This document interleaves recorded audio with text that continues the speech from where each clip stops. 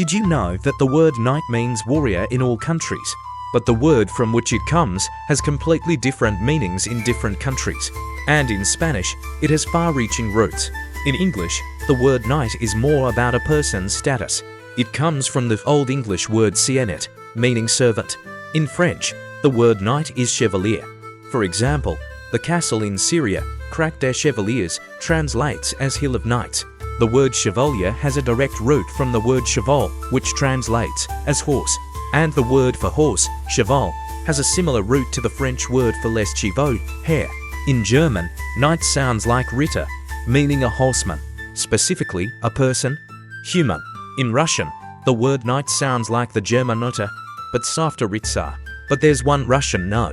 In Russian history, there were never knights, but instead, there were bogatas. Their meaning, unlike in French or English, is even more difficult to understand. It comes from the word for a rich warrior, or chosen one.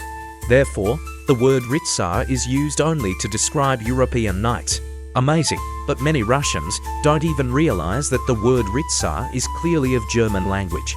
This is because in Russia in the Middle Ages, they abandoned the modernization of chainmail into full plate armor, retaining the old armor style, like that of the Vikings and Arab warriors or Frankish warriors.